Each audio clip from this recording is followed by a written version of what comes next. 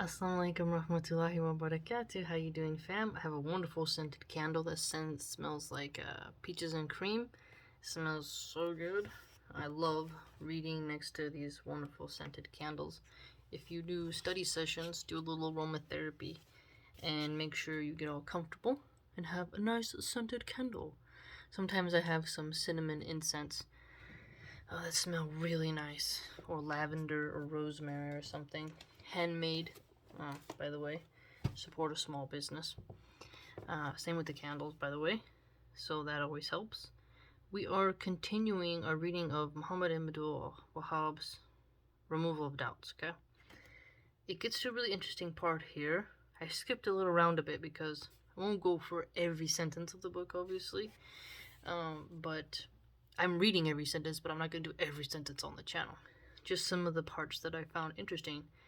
So he says here, so we say, no doubt that Tawheed must exist in the heart, upon the tongue, and in the actions. So you have to have like this firm conviction in your heart. You have to say it, and you have to speak on it, and you have to teach it, every aspect that comes with the tongue, and in your actions. So you can't be like saying it and then doing actions that clearly show you're violating Tawheed, right? He continues, if a man neglects one of these things to the extent that it is missing, then this man is no longer a Muslim. So if he knows what Tawheed is, but does not act upon it, then he is a haughty disbeliever, the like of Pharaoh and Iblis and those similar to them. So here it's interesting that he contends if you are fully aware of the concept of Tawheed, it has been made clear to you, and you fail to have that conviction in your heart, in your tongue and actions, you're not a Muslim. So what this helps us to understand is, from his perspective, is that a true Muslim must have that Tawheed really ingrained in him. So oneness in Allah's lordship, worship, names and attributes, and to not commit shirk, and to fully understand that you should not invoke any of the pious, and you cannot pray to anyone other than Allah, and you should rely solely on Allah. So it's quite interesting when you begin to learn about this topic, and then you notice how many times the concept of Tawheed is really there in the Quran. So the phrase La ilaha illallah, it's like none has the right to be worshipped except Allah. That encompasses Tawheed, but at the same time, you also have to act upon it. It's not just enough to believe it and utter it with your mouth. You have to actually act upon it. That's what he has made very clear in this book. And then he continues, many of the people err in this way. They say this is true and we understand this and we bear witness that it is the truth. However, we are unable to implement it, and it is not permissible amongst the people of our country to oppose them or to do anything unless it is in agreement with them and their practices. So I'm not sure what he means by that, but maybe he means if you live in an area where shirk is committed. And they offer other excuses for this. This lowly individual doesn't realize that the majority of the figureheads of disbelief know the truth, and they do not abandon it due to one excuse or another, as Allah Azza says, quote, they have purchased with the ayat of Allah a little gain. Surah Tawbah 9:9. So here, the figureheads of disbelief know the truth. That one's interesting. It's almost like he's contending that they mislead intentionally. And there are other ayat of Allah similar to this, like, they know him as they know their own sons. Surah Al-Baqarah 2:146. Okay, so we got two little ayats there where he's contending that those who are fully aware. He continues, if he acts upon Tawheed in a manner which is apparent through his outer actions, while he does not truly understand it nor believe in it his heart, then this is a hypocrite. So here, you're seeing a nuance here. So the outer expression, which is apparent, but yet lacking in his heart, out external and not internal. And he is worse than a pure disbeliever. Indeed, the hypocrites occupy the lowest depths of hellfire. Surah Al-Nisa 4:145. So here he's contending that if you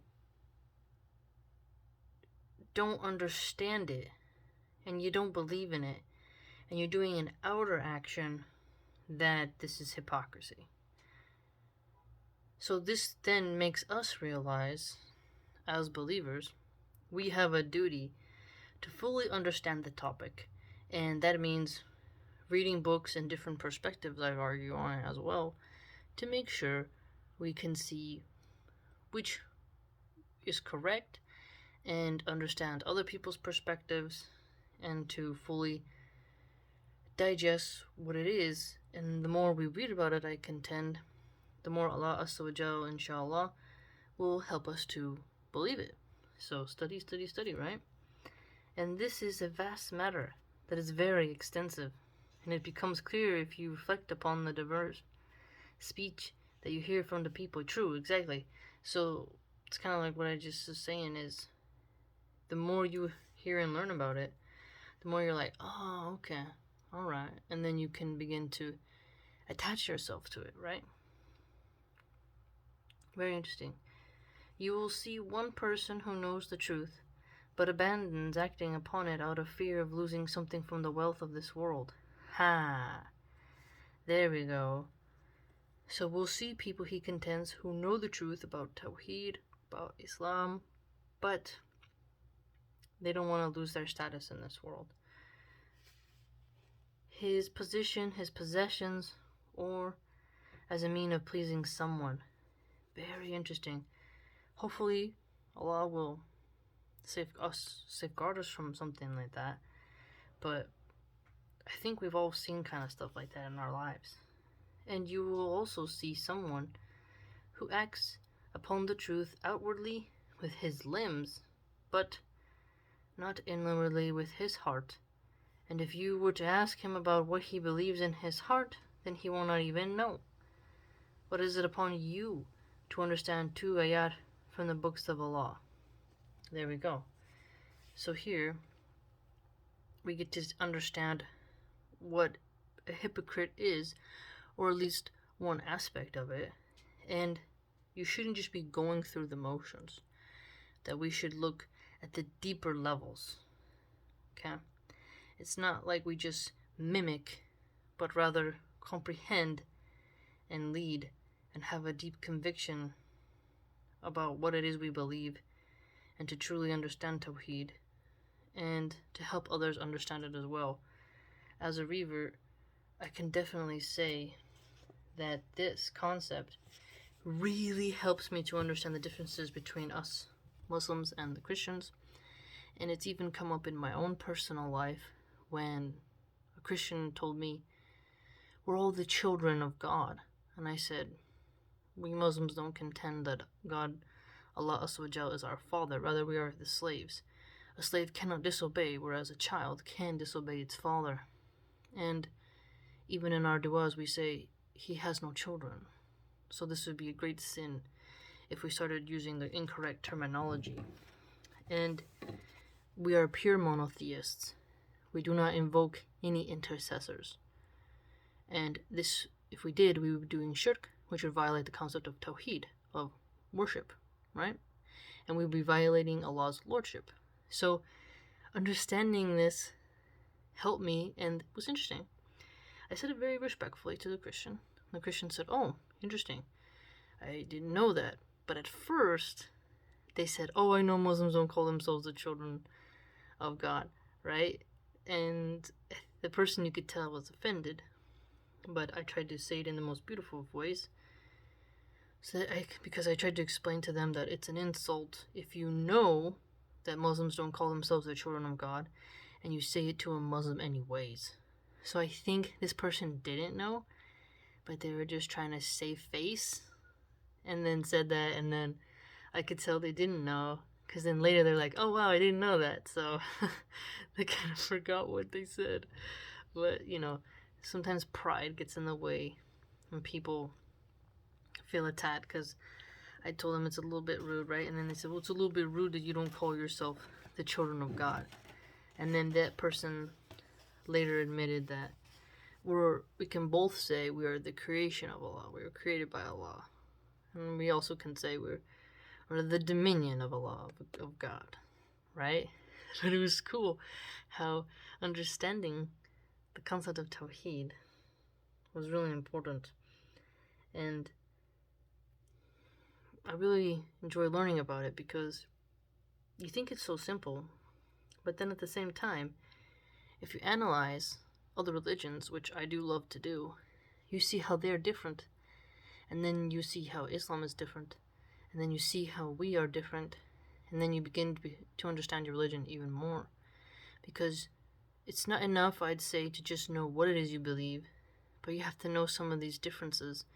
And sometimes you don't realize the difference until it's made clear to you through study and through communication. And so I really enjoyed that. So he has a great point here about it's not just enough to do the outwardly motions. You can't just have these outer actions, but rather you need the conviction in the tongue, the heart, and action. And that if you lack one, you're a hypocrite. It's very interesting. Very interesting. It's almost like he's contending as an insult to yourself and God to go through the motions and not verify what it is you know, and to strengthen yourself upon it. It's like he's urging us to be better in ourselves and concerning our pursuit of knowledge. Very interesting. What do you think?